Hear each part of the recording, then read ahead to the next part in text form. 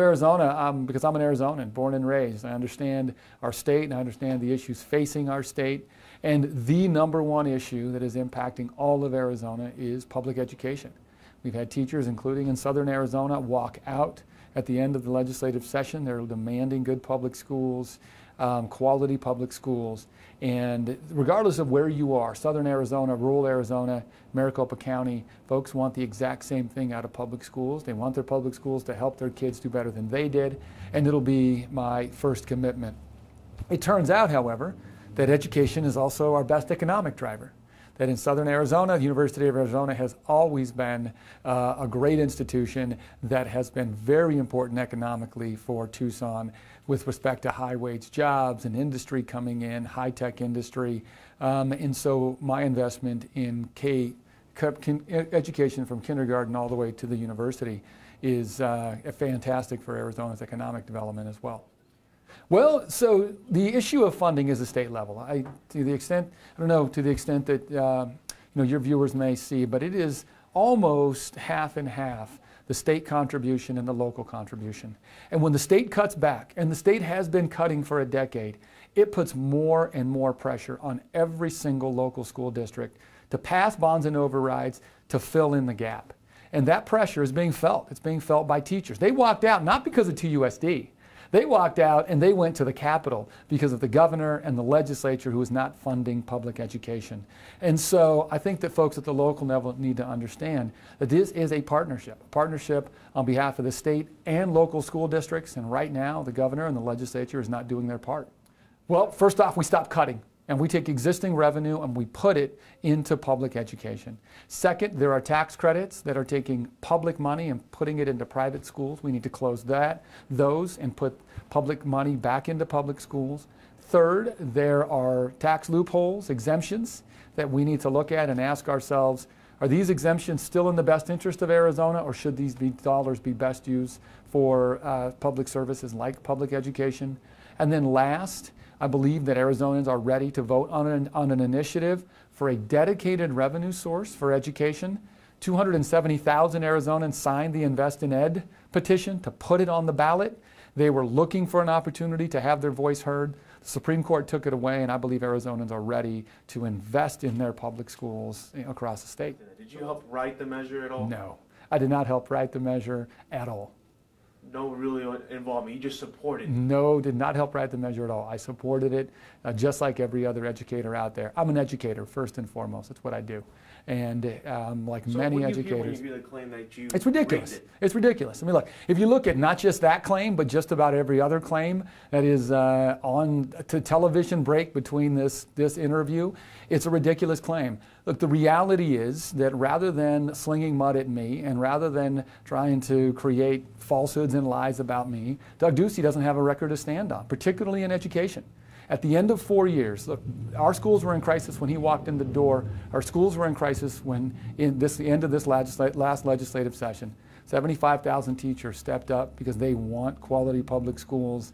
And Doug Ducey would rather make up lies about me than go out there and talk about the real issue, which is his failure to fund our public schools.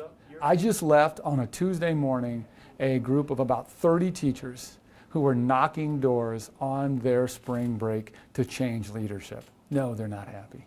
They saw what goes on at the legislature. They saw the utter disrespect for teachers on behalf of their elected officials. The governor did not meet with the leaders who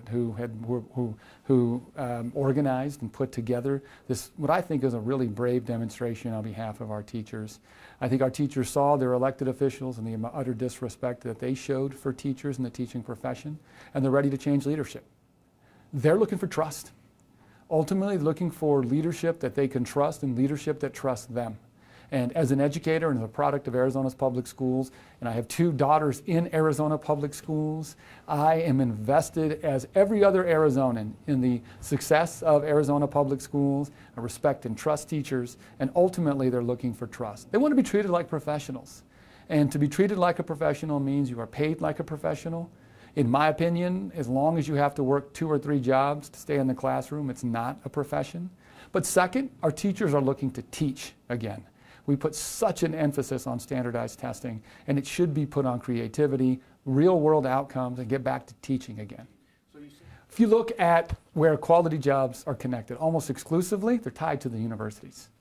The future is human capital. The future is education and opportunity and training so that people build economies. It's the key thing we're missing in Arizona. We are lagging most of our other Western states with respect to job growth, and particularly high-end, high-wage job growth. Number one reason why? Lack of an investment in public education and a lack of a highly skilled workforce. If we want to change the trajectory of Arizona, put us on a new course so that we, in the future, have an economy that leads instead of lags, then the number one area to invest is public education all the way up to the universities.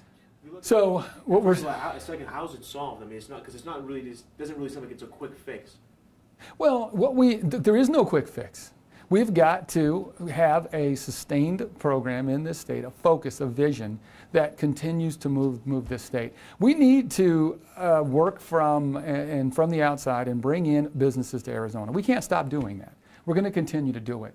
But why can't we at the same time invest in the people of Arizona and invest in their progress, invest in their education, and give them an opportunity to start, build businesses that stay in Arizona? And so, even though Arizona will continue, because it's a beautiful place, to attract businesses from the outside, I believe that what about the other 7 million people who are here in Arizona and getting them in a position to build their local economies, this also is important for rural Arizona, by the way, is an additional step we need to take to boost our economy. I think charter schools need more transparency and accountability in Arizona. We just do not know the basic use of public funds in charter schools. We've got to get the answer to that, find out about their procurement practices, find out who's self-dealing, and make sure we can close down those charter schools that are following some questionable practices right now. But likewise, we need more flexibility for our traditional public schools to get more innovative. And to me, it is a middle ground for all schools we call public. In addition, we have a profit motive in Arizona. This idea that you can get involved in a charter school and benefit personally to millions, to the tune of millions of dollars, I think runs against everyday Arizonans' idea of how money should be spent in public education. We should address that profit motive in this state, go back to putting dollars in the classroom, and take away that for-profit motive for some of our charter schools. Now, there are some great charter schools out there, community-based, non-for-profit charter schools, that are doing a great job filling some gaps out there in the public school system. But we've got a profit motive for some of our charter schools in Arizona that I think people are looking at and saying, you know what, we shouldn't be making money off of our students. Well, community college level, as you know, under Doug Ducey, our community colleges were zeroed out. And that is a very short-sighted decision for individual families and for the economy of Arizona. Most students start their higher education journey at our community colleges. And it includes two types of students. The first are students that use the community college to get a couple years under their belt and then move on to the university. Great way to keep college expenses down and allow our students to leave with less debt so that they can begin to participate in the economy, buy a house, buy a car, go out and start a business. But community colleges are also a place where you can build local economies in high-wage jobs like manufacturing, health services, robotics, and solar, for example, for students who go to our community colleges and after 2 years leave with a career and technical education certificate, ready to go out and build and develop. And I believe that our investment, if you look at the higher education, community colleges are an important linchpin, and right now they've been left out. Well, we're still $1 billion short in public education. Don't ask me if he's done a good job. You ask the 75,000 teachers who walked out. Even with some recent revenues into public education, think about this for a second. We are still $800 million short of 2008 levels. That is $800 million short of being back to where we were a decade ago. There are other states that are moving on. There are other states that have taken the benefits of an economy, invested them back into their public schools and into their universities, and they're going to be in a position to lead. And right now, what we've seen a lot with Doug Ducey is he has been a follower in so many different areas. the investments in public education came only after teachers walked out.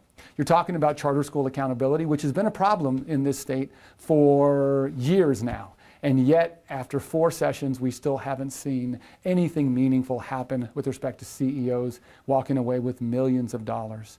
We've asked, our border sheriffs have asked the state, and Doug Ducey has committed to patrolling the highways 24/7, and yet dollars have not been spent there, and our highways are left unpatrolled for 4 hours a night. You know, this is a circumstance where we have a governor right now who's more of a follower than a leader, and we've got to get ahead of issues going forward.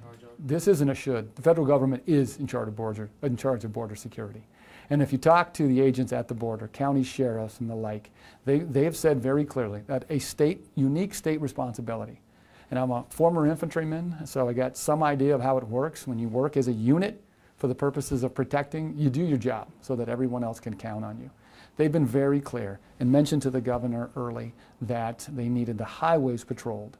We have thousands of agents on the border, and the unique contribution of the state is to patrol the highways. Make sure DPS has the funds necessary to do that. Ducey mentioned that as a priority 4 years ago, and it still hasn't happened. And even though it's nothing fancy, you don't get press coverage out of that, no photo ops, it's the foundation of keeping Arizona secure, and it will be my commitment. I'm against Trump's wall. Why? It's an ineffective use of resources, and it sends a wrong message to Arizona's largest trading partner.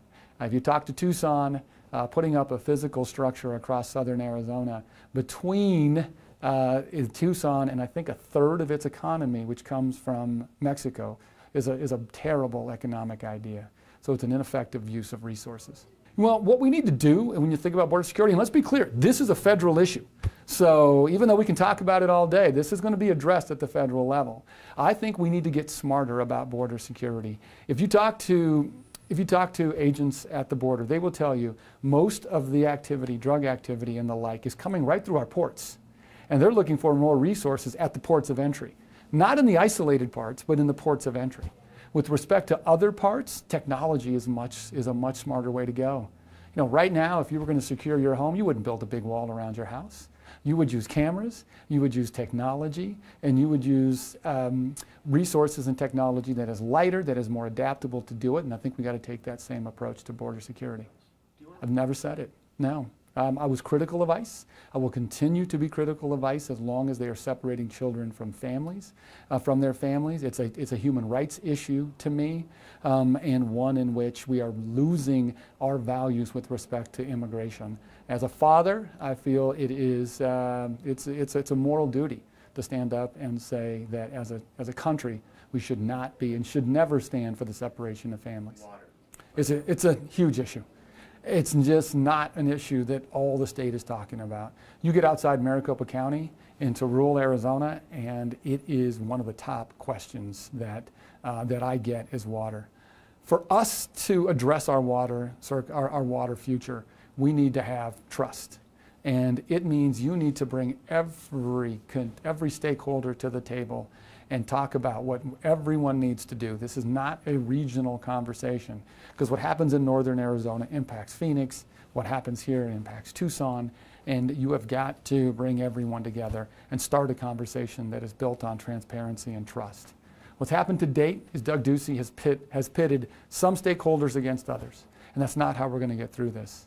Arizona has been a leader in water in the past, and it's been a leader by having trust and transparency. We've got to bring everybody to the table and have a difficult conversation about the future of Arizona and how we're going to manage our water resources. Again, you got to bring all 50 stakeholders to the table. So what happens right now is you bring 2 or 3 people to the table, there's other group that needs to come in. I believe that areas of Arizona have a lot of common interest in water. And the problem is they don't have a place where they can sit down, look each other in the eye, and make sure that we're all looking out for our collective best interest.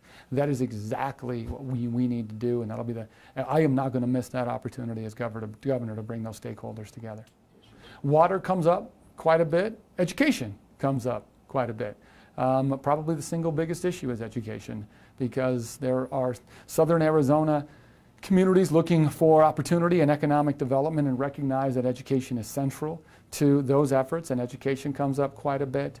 You know, the other issue that comes up is this idea of making sure that we maintain a positive relationship with Mexico, understanding that so much of our economy is based off of a relationship with Mexico, and that we have state leadership that is going to take the position of maintaining and developing and strengthening a relationship with Mexico. This race is coming down to two things. Immigration as a fear tactic, because it is a fear tactic. You started off with the idea that immigration is a federal issue. And for people, they recognize that. But immigration has been used in this race as a fear-based issue. And I think that it's unfortunate, because we are not going to get to some meaningful solutions as long as people continue to politicize immigration. And you know, there's millions of dollars on the other side really focused on an issue that is, in the end of the day, intended to divide communities and suppress turnout. Now, the issue that people are excited about that makes a difference in their lives with respect to what the state should be focused on and what the governor should be focused on is public education. And it is teachers, thousands strong, that are out walking for quality public schools, walking to change leadership. That's the issue that, in my opinion, if Arizona is going to look to the future of our state when they vote here coming up in a few days, they need to look at investments in education. Sure, good question. In 4 years from now, we have followed what the teachers have said themselves, which is we will have $1 billion back into public schools to bring us back to 2008 levels, and we are no longer focused on standardized testing. We have classrooms where teaching is happening again, where creativity is happening, and we have graduates leaving Arizona public schools not ready to answer a multiple choice question, but ready to take on real-world outcomes and real-world challenges. You got to build that economy. You got to build that economy where they can have a place. Look, I believe it's important that in addition to attracting companies from outside of Arizona, we focus on businesses starting, building, and staying here as well. And it is businesses that are grounded in Arizona, that build here, that scale up here, that are the ones that give back and that focus on developing roots here. And for those graduates, what you tell them is twofold. Number one, we're going to work to have those opportunities available to you. That means keeping a critical mass of people here to develop ideas. But in addition, my focus on bringing college costs down means that they're going to have a fighting chance to get started, and a chance to develop their dreams, and a chance to make something happen if they're not saddled with student debt. Sure. Has Ducey done enough to do that? Three things. Infrastructure is important. Making sure that the infrastructure for the state is here. This is where airports and roads become extremely important. Second is a friendly business environment. So the businesses have stability here. They know the direction that the state is going and what they can expect moving forward. And third is workforce. That workforce is extremely important, and that goes back to having a qualified workforce, the graduates that you're talking about here in Arizona. But when you keep talking about attracting businesses from outside of Arizona, what about businesses starting in Arizona? I mean, businesses starting in Arizona are graduates who leave and maybe, hopefully, don't go someplace else and start a business, but stay right here and start a business. You know, you look at how other Western states have been built, and by the way, the West is growing really very rapidly. It is businesses that start, build, and stay in local communities are the ones that become the powerhouses.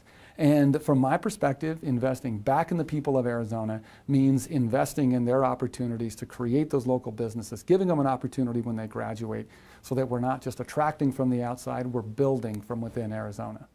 You see yourself raising taxes? Again, we are $800 million short of going back to 2008 levels in education. That is being left behind by other states who recognize it.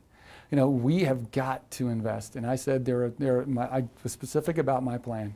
It is taking existing revenue and putting it into public education, closing tax credits, which will take dollars that are going to public schools into private schools, pardon me, putting them into public schools. It is closing those loopholes that right now have dollars exiting our general fund, that some of them could be used better in public education, and taking an initiative to the people of Arizona for a direct funding source in public education. I think that the other thing that folks know is, when we look at Arizona, about half of the state budget is education. And there's a lot of discussion about education, but it impacts so many other areas. When we are able to fully fund education, then you're going to see the ability for us to stop raiding funds in other areas like highway funds, infrastructure, social services, healthcare, for example, and be able to fund education and then begin to invest in those other services that make a difference in people's lives across the state. In addition, the other thing I'd also tell folks is, this is an opportunity. Right now is when, if you are a state or if you are looking at your future, you start to build where you're going next. And it is the perfect time to be focused on investing in Arizonans, in their education, in training them as tomorrow's workforce so that we can continue to build this state. They're crucial to Arizona. They're crucial to Arizona. The Latino population is a third of our state, about 24% of our voting population, and it is pretty straightforward. If Latinos have the ability to change the direction of this state. And if they come out and vote in the percentages, in the proportion in which they represent Arizona, if they come out and show their numbers, this state can go in any direction and we can change any policy that they disagree with or that we need to see. Look, I'm from here, Latino, first generation, first in my family to go to college. And I'm in this fight for education because it's the difference maker for me. And I think families understand that it is access to an education that is what helps you individually, but it's also access to education that's going to help us collectively, and the Latino population can change those policies.